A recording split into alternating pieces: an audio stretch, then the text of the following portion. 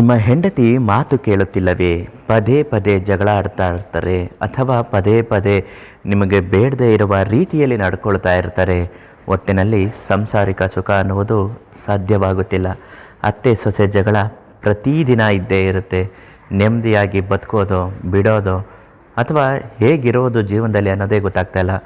ಮನೆಗೆ ಹೋದರೆ ಇಂತಹ ಸಮಸ್ಯೆಗಳು ವಿಪರೀತ ಆಗ್ತಾ ಇದೆ. ಗುರುಗಳೇ, ಏನಾದರೂ ಪರಿಹಾರ ತಿಳಿಸ್ಕೊಡಿ ಅಂತ ತುಂಬ ಜನ ಕೇಳಿದ್ರಿ. ಅಂಥವರಿಗಾಗಿ ಶಿವಾನಂದ ಗುರುಗಳು ಈ ಒಂದು ಪುಟ್ಟ ಪರಿಹಾರ ತಂತ್ರವನ್ನು ತಿಳಿಸಿದ್ದಾರೆ.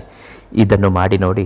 ಗಂಡ ಹೆಂಡತಿ ಜಗಳ, ಅತ್ತೆ ಸೊಸೆ ಜಗಳ, ಹೆಂಡತಿಯ ಕಿರಿಕಿರಿಗಳು ಅಥವಾ ಹೆಂಡತಿ ಮಾತು ಕೇಳದಿದ್ದರೆ ಎಲ್ಲವೂ ನಿವಾರಣೆ ಆಗುತ್ತೆ. ಸಾಕಷ್ಟು ಬಾರಿ ಇಂತಹ ಸಮಸ್ಯೆಗಳು ಮನೆಯಿಂದ ಮೇಲೆ ಇದ್ದೇ ಇರುತ್ತೆ. ಇದನ್ನು ಪರಿಹಾರ ಮಾಡಿಕೊಳ್ಳಲೇಬೇಕು. ಇಲ್ಲದಿದ್ದರೆ ನೆಮ್ಮದಿ ಅನ್ನೋದು ಇರುವುದಿಲ್ಲ, ಶಾಂತಿ ಅನ್ನೋದು ಇರುವುದಿಲ್ಲ.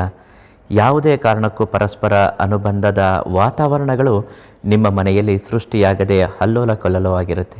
ಇದರಿಂದ ಜೀವನವೇ ಬೇಡ ಎನ್ನುವ ಮಟ್ಟಿಗೆ ನಿಮ್ಮ ಪರಿಸ್ಥಿತಿ ಕೂಡ ಹಾಗೆ ಆಗುತ್ತೆ. ಇಂತಹ ತೊಂದರೆಗಳಾಗಬಾರ್ದು ಅಂದಾದರೆ ಮನೆ ದೇವರು, ಕುಲದೇವರಿಗೆ ಒಂದು ಸಂಕಲ್ಪವನ್ನು ಮಾಡಿಕೊಳ್ಳಬೇಕು. ಒಂದು ಬಿಳಿಯ ಬಟ್ಟೆಯಲ್ಲಿ 3 ಚಿಟಿಕೆ ಅರಿಶಿಣವನ್ನು ಹಾಕಬೇಕು, 3 ಚಿಟಿಕೆ ಕುಂಕುಮವನ್ನು ಹಾಕಬೇಕು. ಅದರ ಜೊತೆಗೆ 3 ಲವಂಗವನ್ನು ಇಡಬೇಕು. ಅದರ ಜೊತೆಗೆ ಯಾವುದೇ ದೃಷ್ಟಿಗಳು ಆಗದೇ ಇರಬಾರದು ಅನ್ನುವ ಕಾರಣಕ್ಕಾಗಿ 1 ಮುಷ್ಟಿ ಕಲ್ಲುಪ್ಪನ್ನು ಹಾಕಿ ಎಲ್ಲವನ್ನು ಸೇರಿಸಿ ಒಟ್ಟಿಗೆ ಗಂಟು ಹಾಕಿ ಬಿಗಿಯಾಗಿ ಕಟ್ಟಿ ಅದಕ್ಕೆ ಅರಿಶಿಣ ಕುಂಕುಮ 1 ತುಳಸಿಯ ಎಲೆಯನ್ನಿಟ್ಟು ಪೂಜೆ ಮಾಡಿ ಸಂಕಲ್ಪ ಮಾಡಿ.